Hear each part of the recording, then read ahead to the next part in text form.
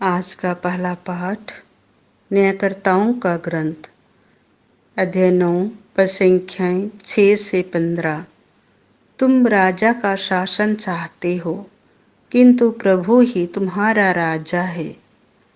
सिक्किम और बेत मिलो के सब नागरिक सिक्किम के बतूल वृक्ष के पास एकत्र हो गए और उन्होंने अबीमेलेक को राजा घोषित किया।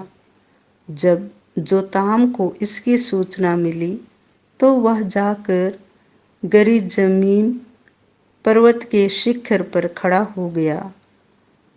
उसने ऊंचे स्वर से लोगों को संबोधित करते हुए कहा, सिक्किम के नागरिकों, मेरी बात सुनो, जिससे प्रभु तुम लोगों की बात सुने।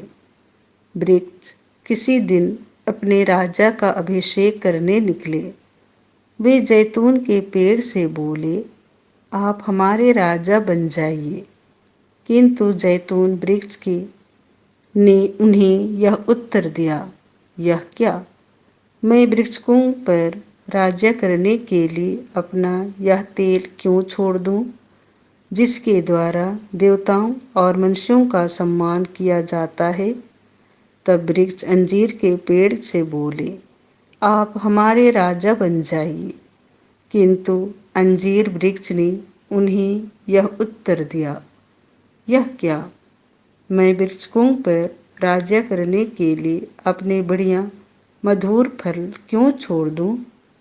इसके बाद वृक्ष अंगूर के पेड़ से बोले, आप हमारे राजा बन जाइए।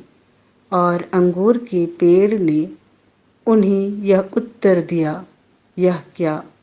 मैं वृक्षों पर राज्य करने के लिए अपना यह रस क्यों छोड़ दूं, जो देवताओं और मनुष्यों को आनंदित करता है।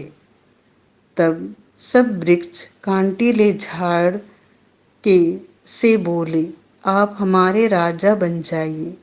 कांटीले झाड़ ने वृक्षों को यह उत्तर दिया, यदि तुम लोग सचमुच अपने राजा के रूप में मेरा अभिषेक करना चाहते हो तो मेरी छाया की शरण लेने आओ, नहीं तो कांटेले झाड़ में से आग निकलेगी और लेबानोन के देवदार वृक्षों को भी भस्म कर देगी। यह प्रभु की वाणी है। संत मत्ती के अनुसार पवित्र सुसमाचार अध्याय 20 पद संख्या 1 से 16। तुम मेरी उदारता पर क्यों जलते हो? यीशु ने अपने शिष्यों को यह दृष्टांत सुनाया। स्वर्ग का राज्य उस जमींदार के सदृश है जो अपनी दाख बारी में मजदूरों को लगाने के लिए बहुत सवेरे घर से निकला। उसने मजदूरों के साथ 1 दिनार का योजना तय किया और उन्हें अपनी दाख बारी भेजा।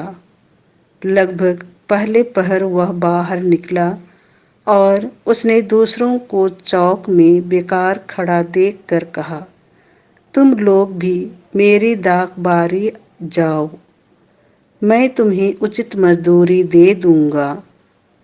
और वे वहां गए।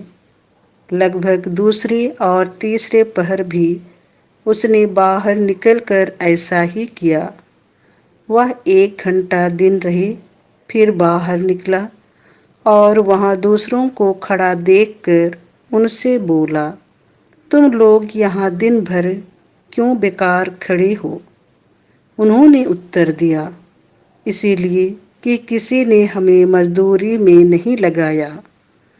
उसने उनसे कहा, तुम लोग भी मेरी दाख बारी जाओ।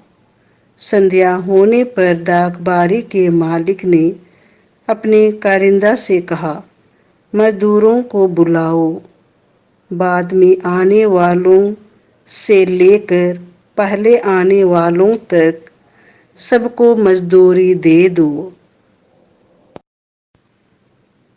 जब वे मजदूर आए जो 1 घंटा दिन रहे काम पर लगाए गए थे, तो उन्हें 1-1 दिनार मिला।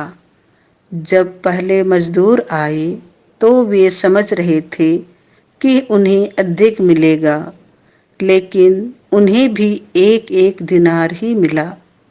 उसे पाकर वे जमींदार के विरुद्ध भुनभुनाने लगे और बोले, इन पिछले मजदूरों ने केवल घंटे भर काम किया, तब भी आपने इन्हें हमारे बराबर बना दिया, जो दिन भर कठोर परिश्रम करते और धूप सहते रहे। उसने उनमें से एक को यह कहकर उत्तर दिया, भाई, मैं तुम्हारे साथ अन्याय नहीं कर रहा हूँ। क्या तुमने मेरे साथ एक दिनार नहीं तय किया था? अपनी मजदूरी ले लो और चले जाओ। मैं इस पिछले मजदूर को भी तुम्हारे जितना देना चाहता हूँ। क्या मैं अपनी इच्छा के अनुसार अपनी संपत्ति का उपयोग नहीं कर सकता? तुम मेरी उदारता पर क्यों जलते हो? इस प्रकार जो पिछले हैं अगले हो जाएंगे और जो अगले हैं पिछले हो जाएंगे। यह प्रभु का सुसमाचार है।